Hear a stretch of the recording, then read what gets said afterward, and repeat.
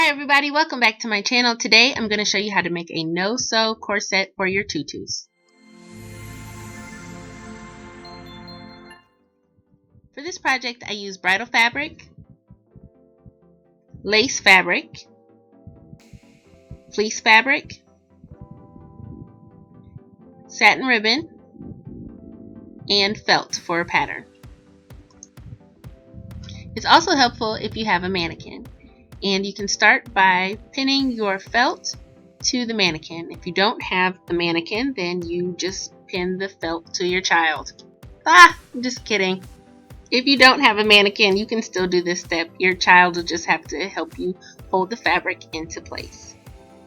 Then you're going to trace around the armholes to shape your corset. And there's a lot of different ways to do that. Maybe I'll do a different video another time to show you how to do that. So I'm stopping here to show you that I should have stopped here. That way you'd be able to see the crisscross pattern better in the back, but I didn't. I continued all the way to the center. So I guess it just depends on how much exposure you want to have in the back. If you leave a little more space in the back, you'll be able to see the crisscross of your lace or ribbon. After I had it all traced out, then I just shaped it up a bit on my cutting board and then started to cut out the pattern. After I cut out my pattern, I got my fleece fabric, and I chose to use fleece because it's lightweight and it doesn't fray. When you're doing no-sew projects, it's best to use fabrics that don't fray. So I folded my fleece fabric in half and I just traced half of the bodice on my pattern, and so I'm tracing on the fold and I'm going to cut it out, and when I open it up you'll see that I have a full bodice. Now I've got my bridal fabric ready and I'm folding that in half, and again I'm tracing half of the bodice on the fold. This time I'm leaving a little extra, so I'm tracing it a little bit larger than the fleece so that I can have some seam allowance. Once I have my fabrics cut out, I'm going to cut the straps, and I chose lace fabric to cut my straps. You can also buy lace ribbon or just use satin ribbon or whatever type of straps you'd like to use. Okay, we're going to put the straps to the side for now, and we're going to start putting our corset together, and just using my crafting iron, I'm folding over that seam allowance, and that gives us a nice fold.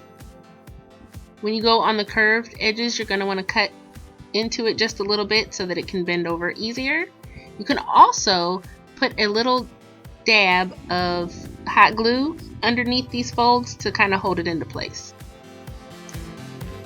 Once you've got that part complete, you're going to cut out 6 small straps, or depending on how big your bodice is, you might need more, but we're going to cut out 6 for this project, and we're going to make little loops to loop our straps through. And we're just using the hot glue to apply those to the bridal fabric.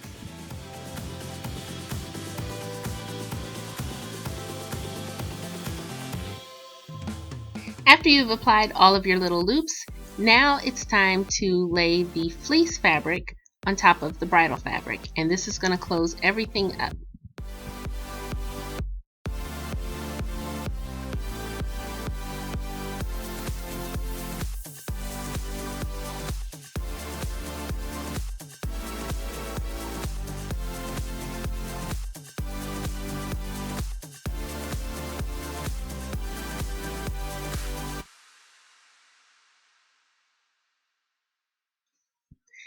Now it's time to apply our straps, and we're going to do this just like the loops. So you position them in place and use the hot glue.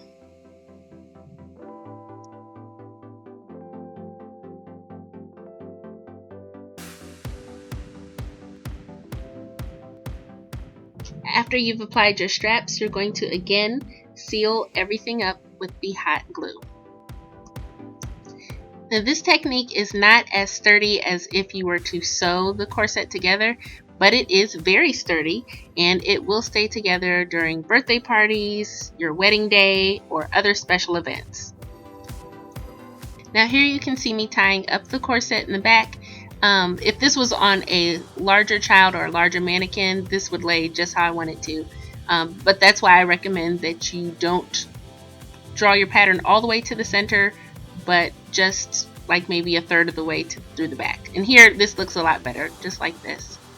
So here's how mine turned out. I hope you enjoyed this tutorial and found it helpful. If you did, give it a thumbs up and let me know what you think in the comment section below.